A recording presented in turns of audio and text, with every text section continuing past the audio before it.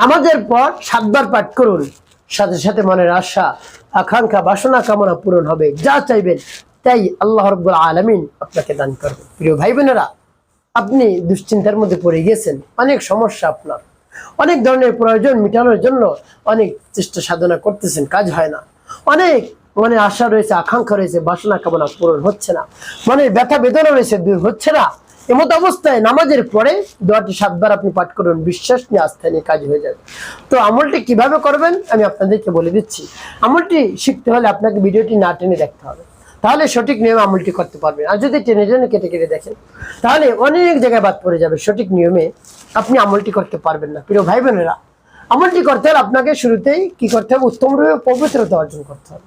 প্রিয় ভাই বোনেরা, তো প্রিয় ভাই বোন, আমলটি কখন করবেন? নামাজের পর। যে কোনো নামাজের পর আপনি আমলটি করতে পারেন। আপনার তো নামাজের পর ওযু থাকবে, সেই অবস্থায় আপনি নামাজ শেষে কিছু তাসবিহ তাহলিল যেটা রয়েছে সেটা আদায় করে আপনি নিয়ত করে বসবেন আমলের জন্য। বসে সর্বপ্রথম কি পাঠ করবেন? জীবনের গুনাহের কথা স্মরণ করে ক্ষমা প্রার্থনা করবেন। আস্তাগফিরুল্লাহ, আস্তাগফিরুল্লাহ, আস্তাগফিরুল্লাহ, বা কোন ইস্তিগফারটি আপনি পাঠ করতে পারেন। আস্তাগফিরুল্লাহ রাব্বি মিন কুল্লি যামবি ওয়া আতুবু ইলাইহি লা হাওলা ওয়া লা কুওয়াতা ইল্লা বিল্লাহিল আলিয়্যিল আযীম। যখন পাঠ করা হয়ে যাবে এরপরে আপনি 3 বার দুরূদ শরীফ পাঠ করবেন, সাল্লাল্লাহু আলাইহি ওয়াসাল্লাম, সাল্লাল্লাহু আলাইহি ওয়াসাল্লাম, সাল্লাল্লাহু আলাইহি ওয়াসাল্লাম। এরপরে আপনি সেই দোয়াটি পাঠ করবেন। প্রিয় ভাই বোনেরা, রব্বে কারীমের কাছে বলবেন, দোয়াটি পাঠ করার পূর্বে, ইয়া রব, হে আল্লাহ, আমাদের, হে আল্লাহ, আমার মনের আশা আকাঙ্ক্ষা বাসনা কামনা পূরণ করে দেন। আল্লাহ, সবকিছু ছেড়ে, সকলের দরজা ছেড়ে আপনার দরজা আসছে, আপনার শরণাপন্ন হয়েছে, আর কারো যাই নাই, আর কারো কাছে যাইনি। হে আল্লাহ, তাই আপনি আমার আমলকে কবুল করুন। আপনি তো সবকিছু আমাদের দিয়ে থাকেন, তাই আপনার কাছে চাইলে তো খুশি হয়ে যান আপনি। আর দুনিয়ার মানুষের কাছে চাইলে তো সে একেবারে বিরক্ত বোধ মনে করে, বেজার হয়ে যায়। আপনি তো খুশি হয়ে যান, আপনি আমাকে দান করুন। আল্লাহ, এভাবে রব্বে কারীমের কাছে মন খুলে প্রাণ ভরে বিশ্বাস নিয়ে বলবেন।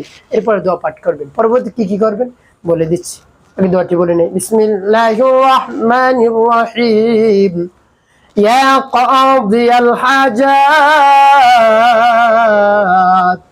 ইয়া কাদিয়াল হাজাত,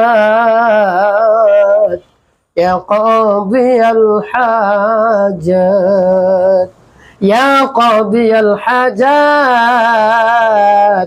ইয়া কাদিয়াল হাজাত। যখন পাঠ করা হয়ে যাবে এরপরে শেষে নবীজি সাল্লাল্লাহু আলাইহি ওয়াসাল্লামের মহব্বত নিয়ে, ভালোবাসা নিয়ে গুনে গুনে 7 বার দুরূদ ইব্রাহিম পাঠ করবেন। আল্লাহুম্মা সাল্লি আলা মুহাম্মাদিন ওয়া আলা আলি মুহাম্মাদ কামা সাল্লাইতা আলা ইব্রাহিম ওয়া আলা আলি ইব্রাহিম ইন্নাকা হামিদুম মাজিদ। আল্লাহুম্মা বারিক আলা মুহাম্মাদিন ওয়া আলা আলি মুহাম্মাদ কামা বারাকতা আলা ইব্রাহিম ওয়া আলা আলি ইব্রাহিম ইন্নাকা হামিদুম মাজিদ। আল্লাহুম্মা সাল্লি আলা মুহাম্মাদিন ওয়া আলা আলি মুহাম্মাদ কামা সাল্লাইতা على إبراهيم وعلى آل إبراهيم إنك حميد مجيد. اللهم بارك على محمد وعلى آل محمد كما باركت على إبراهيم وعلى آل إبراهيم إنك حميد مجيد. اللهم صل على محمد وعلى آل محمد كما صليت على إبراهيم وعلى آل إبراهيم إنك حميد مجيد. اللهم بارك على محمد وعلى آل محمد কামা বারাকতা আলা ইব্রাহিম ওয়া আলা আলি ইব্রাহিম ইন্নাকা হামিদুম মাজিদ। তো প্রিয় ভাই বোন, আপনার আমলটি করা শেষ। কোন উদ্দেশ্যের জন্য আপনি আমলটি করলেন?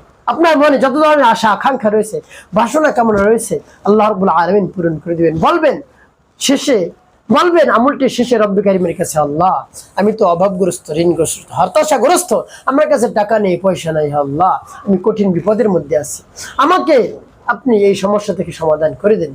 আল্লাহ আমার এই সমস্যা থেকে আপনি সমাধান করে দিন, অন্যথায় একেবারে শেষ হয়ে যাব, একেবারে ধ্বংস হয়ে যাবে। আল্লাহ, আমার সন্তানরা অবাধ্য, আমার স্বামী অবাধ্য, আমার স্ত্রী অবাধ্য, চতুর্দিক থেকে শুধু বিপদ আর বিপদ। আল্লাহ, আমার সকল সমস্যা আপনি সমাধান করে আমাকে শান্তিপূর্ণ জীবন দান করুন।